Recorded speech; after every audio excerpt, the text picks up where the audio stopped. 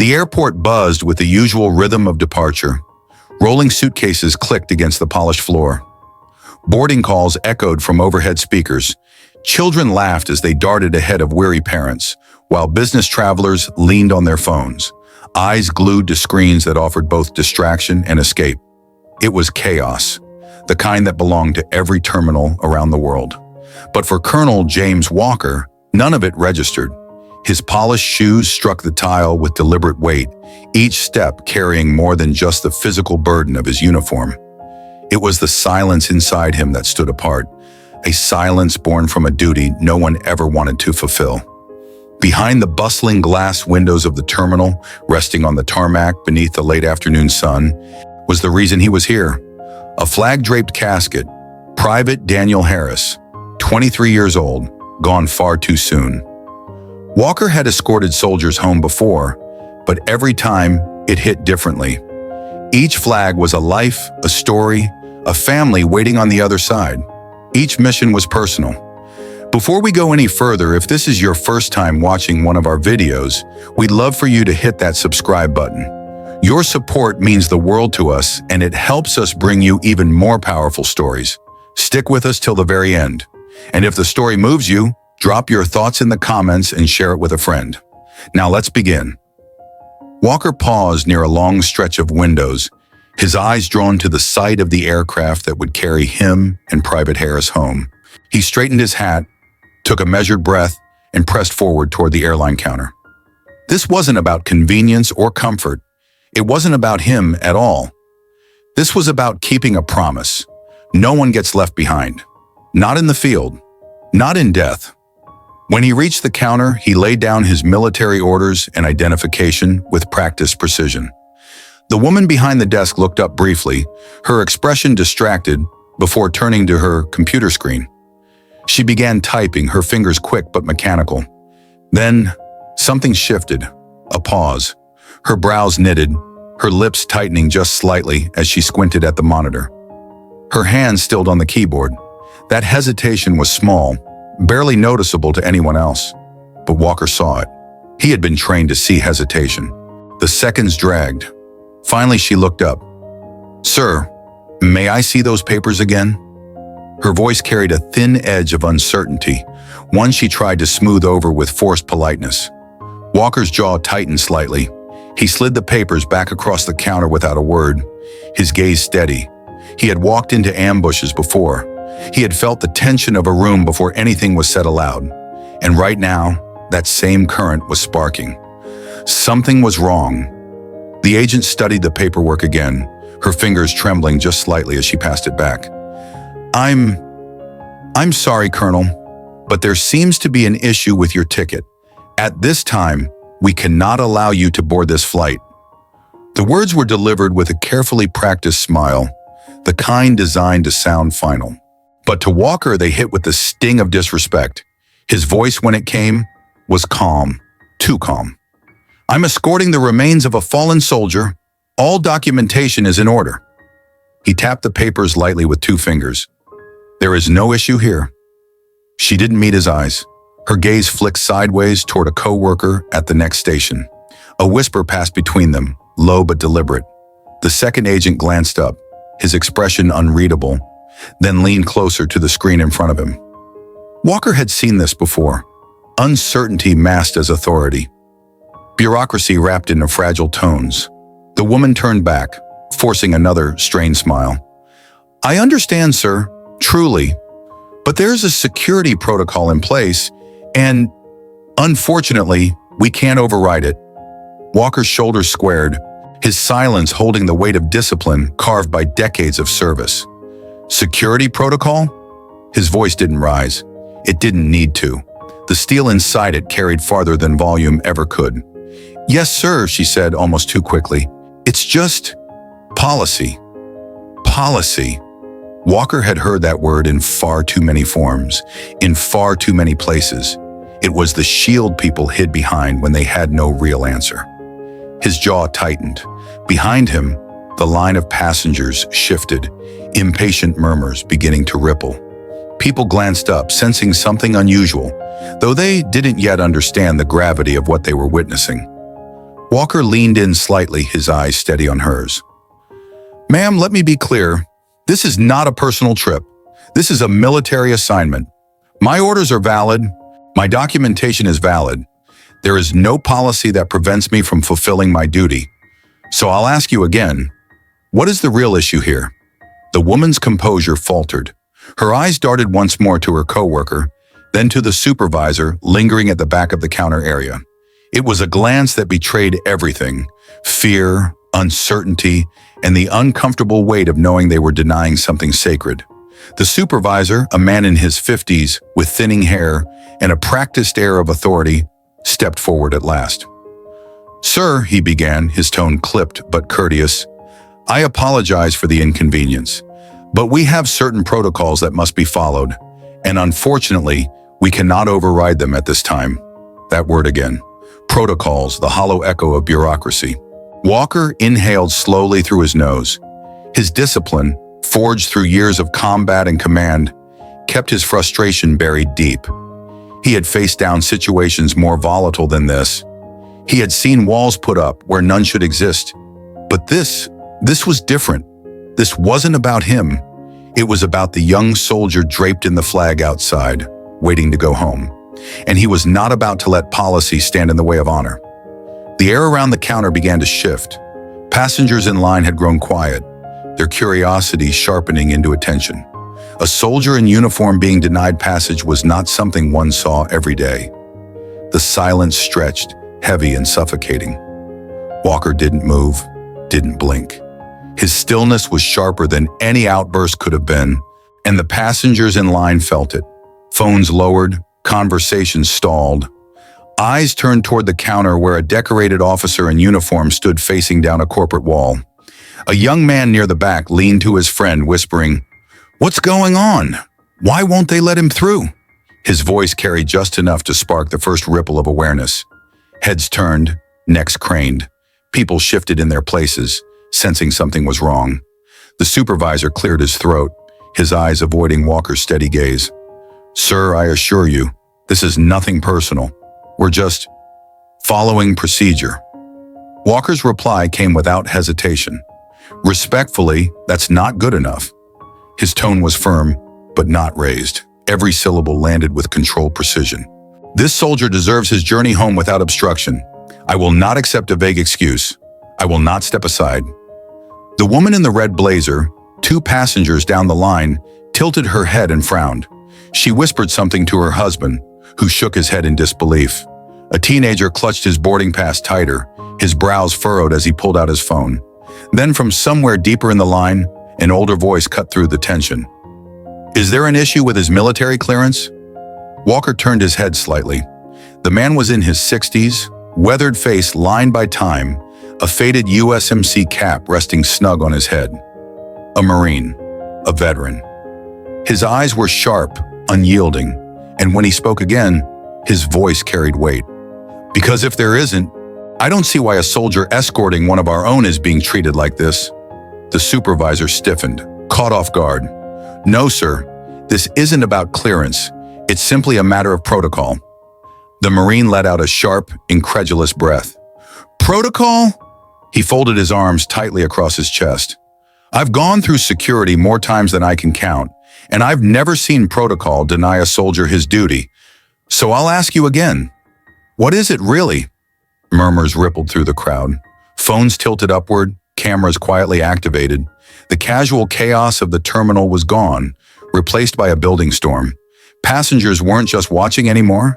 They were recording, archiving, bearing witness. The young man with the hoodie thumbed rapidly across his phone, his screen lighting up with words as he muttered under his breath. A middle-aged woman clutched her purse tighter, shaking her head in disapproval. Even a mother bouncing her fussy toddler stopped, her focus fixed entirely on the unfolding scene. The staff behind the counter shifted uneasily, their stiff professionalism beginning to crack under the weight of so many eyes. The woman who had first denied Walker looked as though she wished she could vanish behind her computer screen. The Marine stepped closer, his presence anchoring the air. His voice was louder now, firm and steady. "I'll tell you what this looks like. It looks like a disgrace." The words landed hard. For the first time, the background hum of the airport seemed to fade. All that remained was a soldier in uniform, the casket outside, and the thin line of airline employees who had just ignited something far bigger than themselves. The hush in the terminal deepened, but within that silence, a spark was lit. An older man, leaning on a polished wooden cane, rose from his seat near the charging station. His back was slightly bent with age, his uniform cap tucked carefully beneath his arm.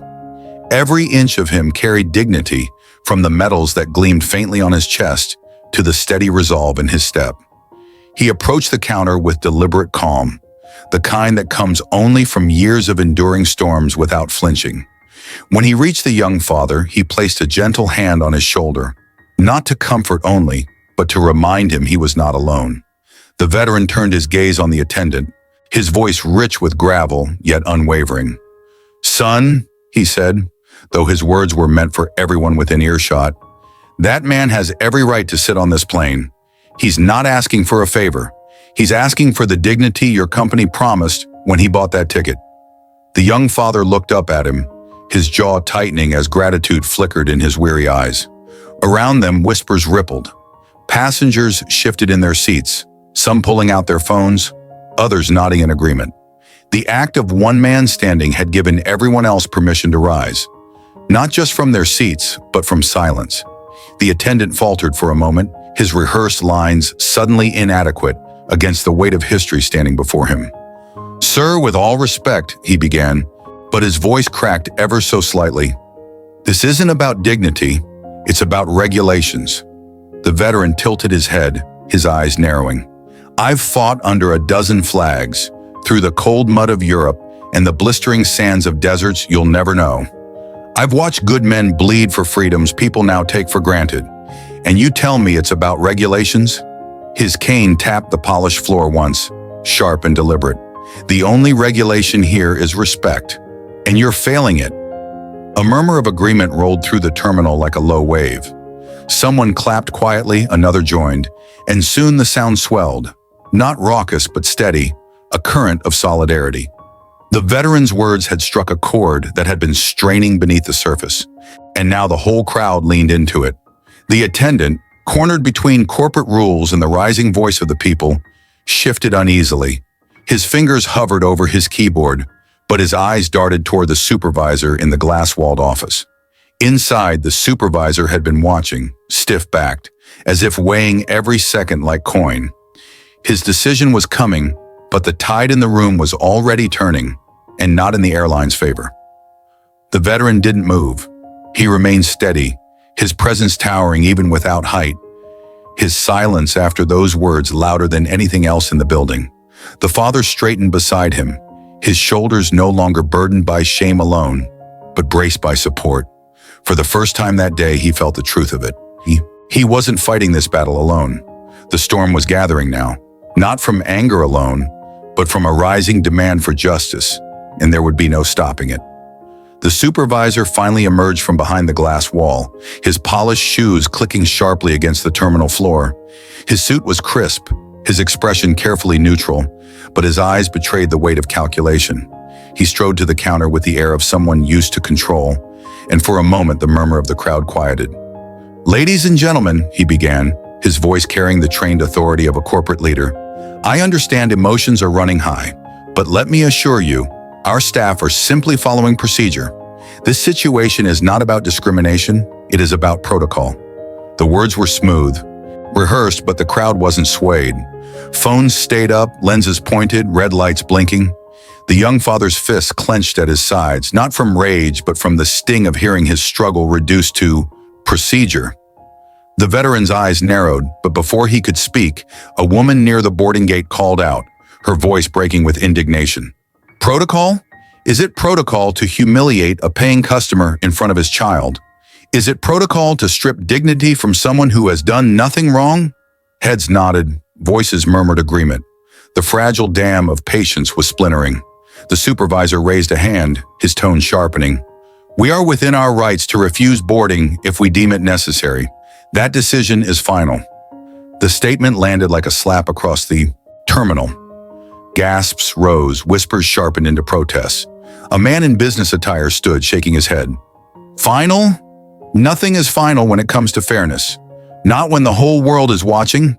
He gestured to the dozens of phones capturing every second. The father's chest heaved, torn between despair and defiance. He wanted to scream, to beg, to demand. But something in the veteran's steady hand on his shoulder anchored him. Instead, he lifted his voice, raw but resolute. If you think I'll let my daughter see me walk away from this humiliation without standing up for myself, then you've underestimated me. I won't be silent. The terminal erupted with applause. Not wild, but powerful. A wave of human affirmation that shook the sterile air of corporate control. The supervisor stiffened, his jaw tightening as he realized he was losing grip. The uniformity of authority no longer towered unchallenged. The room was alive with defiance. Still, the airline doubled down. "Security," the supervisor said quietly, almost under his breath but loud enough to carry. "Please be on standby." Two uniformed guards approached, their presence alone enough to spike the tension higher. The young girl clutched her father's hand tighter, her wide eyes darting between the men in uniform and the crowd. She didn't understand the rules or the reasons. She only knew fear. And that was when the crowd shifted again, bodies rising from seats, moving subtly closer, creating a human shield of sorts. The veteran stepped forward, his cane steady on the tile, his voice like steel. "Touch this man, and you'll answer not just to him, not just to me, but to every soul here who sees what you're doing for what it is." The standoff thickened, the air charged with the possibility of escalation. The airline thought control meant suppression, but they were beginning to learn. Control had already slipped through their fingers. It began with a single upload. A teenager sitting near the departure screens hit post on a shaky video of the father standing firm beside the veteran. The supervisor's cold words echoing in the background. Within minutes, notifications began to ping. Passengers whispered as their phones buzzed, their feeds lighting up with the same headline again and again. "Black father denied seat on flight despite valid ticket. Crowd erupts." The footage was raw, the sound slightly muffled by airport announcements. But the image was clear. A man standing tall, refusing to be diminished, while a crowd rose around him. As the video spread, more passengers added their voices. Photos appeared on timelines, captions written in anger and disbelief. Hashtags multiplied, each one sharpening the story into a blade. "Dignity denied me, we are not just procedure." Flying while black. Back in the terminal, the atmosphere shifted from tense silence to a strange kind of electricity. People weren't just bystanders anymore. They were witnesses, narrators, amplifiers. Some shouted in solidarity, others recorded live streams, their voices trembling with emotion as they described what they were seeing. The supervisor felt the ground shifting beneath him. He leaned toward the attendant, whispering urgently, but it was too late. Authority no longer belonged to the airline. It belonged to the collective lens of the public. Every smirk, every dismissive tone, every word of defiance was now being broadcast to millions. The father's phone vibrated in his pocket, but he didn't check it. His attention was locked on his daughter, who was still clutching his hand, her small voice whispering, "Daddy, are we going home?" He knelt beside her, his voice soft but firm. "We're not going home. We're standing here, and we're not backing down." That tender moment, caught on half a dozen cameras, became the heart of the story. It wasn't just about a ticket anymore. It was about a father teaching his child what it meant to hold on to dignity, even when the world tried to strip it away. News outlets picked it up before the hour was out. Screens in the terminal flickered with breaking headlines, passengers watching as the very place they stood became the epicenter of national outrage. The story was no longer confined to Gate 47. It was spilling into living rooms, phones, and newsrooms across the country. The airline scrambled, PR representatives dialing frantically, statements drafted with hollow sympathy. But damage was already done. The people had seen, and they would not forget. In the middle of it all, the father remained steady. He hadn't chosen to be a symbol. He had only wanted to fly home with his child. Yet now, standing with the veteran beside him, he realized this fight was no longer just his own. It belonged to everyone watching, everyone who had ever felt invisible, unheard, or dismissed. The storm had broken open, and there was no containing it. The storm outside the terminal walls was no longer digital alone. It had reached the ears of people in uniform, men and women bound not by airline policy, but by an oath to uphold something greater. Somewhere in the city, in a modest office draped with flags and framed commendations, a retired colonel stared grimly at his phone screen.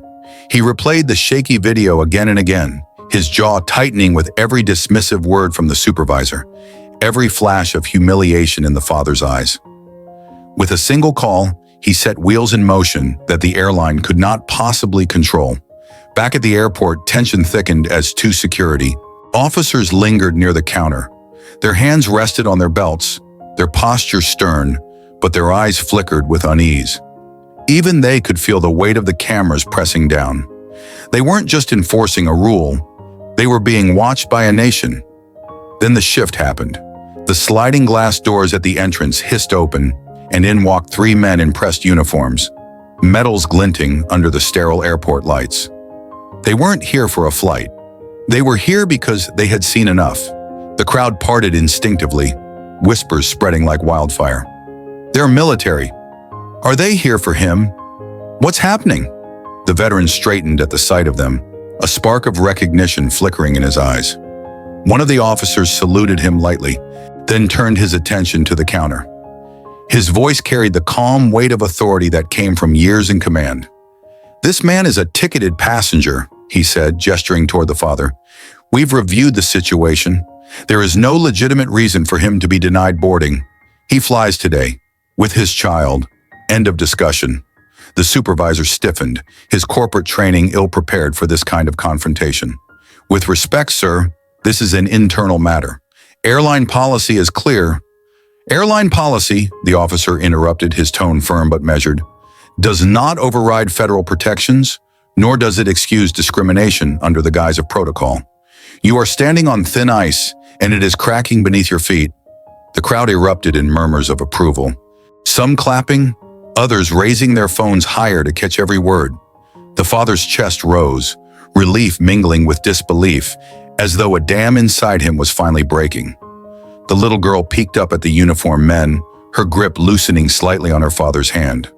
For the first time that day, her eyes reflected not just fear, but hope. The supervisor faltered, his rehearsed confidence unraveling. He glanced at the security guards, but they remained rooted where they stood, unwilling to move against the tide. The authority in the room no longer belonged to him or to the airline. It had shifted entirely and irreversibly. The military had entered the room, and with them came not just protection, but the promise that dignity would no longer be negotiable.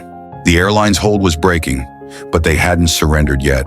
The supervisor's composure cracked, but still he tried to cling to authority. He raised his chin, his voice brittle under the weight of the moment. "This isn't about dignity, it's about procedure. If we bend for one, we'll bend for all." The officer's eyes hardened. He stepped closer, his presence radiating quiet command. "You don't understand," he said evenly. "This isn't bending, this is correcting. You've already broken procedure by targeting this man unjustly, and now in front of every camera here, you're doubling down. Do you realize what that means?" The veteran tapped his cane once against the floor, echoing the officer's words. "It means you're not just enforcing policy, you're branding your company with shame." A hush fell, the truth slicing through the air sharper than any shout. The supervisor opened his mouth, but before he could reply, the crowd itself surged forward, not physically, but vocally. Passengers called out in unison, demanding justice, demanding accountability. A chorus rose, "Let him board! Let him board!" The chant swelled, rhythmic and insistent, impossible to ignore. The young father's eyes burned with emotion as he looked down at his daughter. She squeezed his hand tighter, whispering, "They're helping us, Daddy." And for the first time that day, his answer came without hesitation. "Yes, baby, they are." The officer turned to the attendant, whose trembling fingers hovered over the keyboard. "Print the boarding passes," he instructed firmly. "Now!" The keys clattered, the sound awkward and rushed. 2 slips of paper slid from the machine, mundane in appearance, but in that moment, they carried the weight of victory. The father accepted them with hands that shook, not from fear, but from the surge of justice finally delivered. The supervisor stepped back, cornered by a tide too powerful to resist. The airline's walls of protocol had collapsed under the weight of truth, and he could feel it.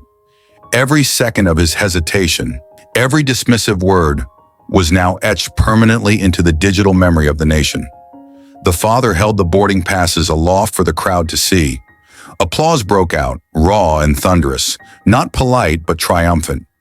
Strangers clapped him on the back, others reached to shake his hand, and a few whispered words of solidarity as tears welled in their eyes. The veteran stood nearby, his face carved in stone yet softened by a quiet smile. He leaned toward the father and said in a voice only he could hear, "Remember this moment, not because of the humiliation, but because of how you stood against it. That's what your daughter will carry." The father nodded, his throat tight. For once, words failed him, but they weren't needed. His daughter's small arms wrapped around his neck, her voice muffled against his shirt. "We did it, Daddy." The battle was over, but the reckoning for the airline was just beginning. By the time the plane lifted into the clouds, the world below was already ablaze with the story. The grainy video from Gate 47 had been replayed on every major network, dissected by pundits, reposted by celebrities, and shared millions of times. What had begun as a confrontation in a quiet terminal was now a mirror held up to an entire industry, and the reflection was ugly. The airline's first statement arrived swiftly, polished, legalistic, sterile.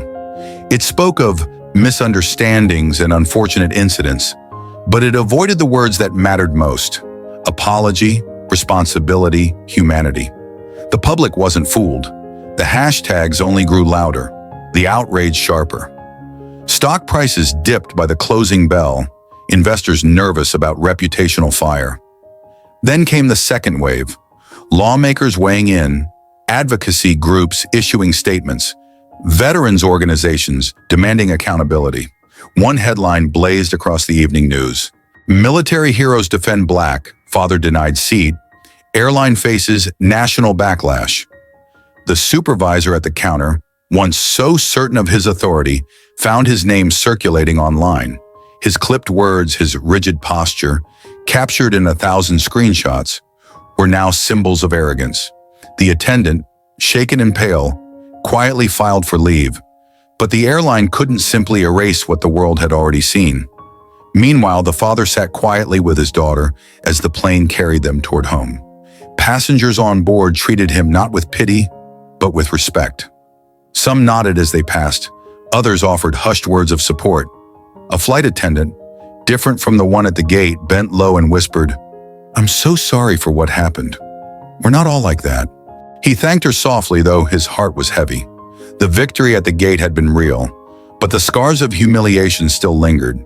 He knew the cameras had turned him into a symbol, but to him it was simpler.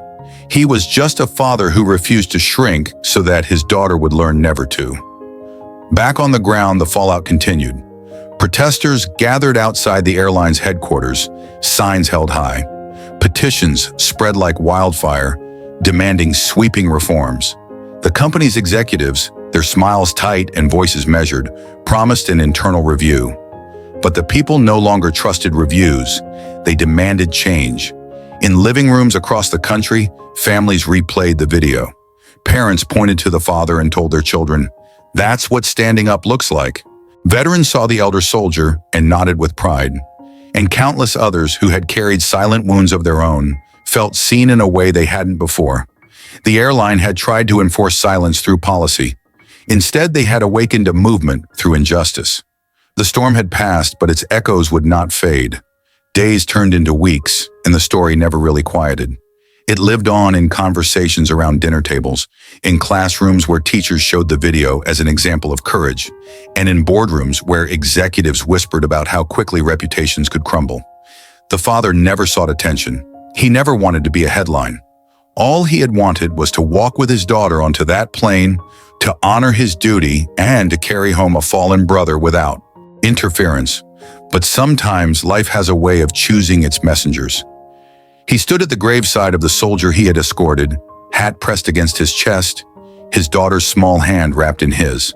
As the bugle played and the flag was folded, he felt the weight of both grief and pride.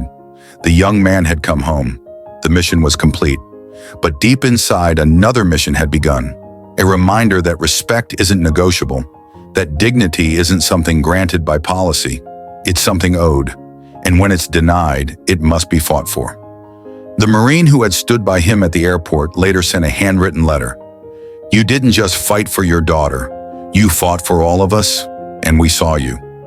He tucked that letter away, knowing one day his daughter would read it and understand fully what had happened. Not just that her father had been denied a seat on a plane, but that he had stood tall, even when it would have been easier to bow his head. Because strength isn't always about carrying the heaviest burden. Sometimes it's about refusing to let others put you down while you do. And so the story didn't end at the airport or even at the graveside. It lived on, not just as a scandal or a trending hashtag, but as a lesson etched into the hearts of those who had witnessed it. When injustice rises, silence is complicity. When dignity is denied, resistance is duty. The airline lost control of the narrative. The father never lost control of himself. And in that difference lies the true power of respect. If you believe stories like this should be told, hit that subscribe button, share this video with someone who needs to hear it, and drop a comment below because your voice matters too.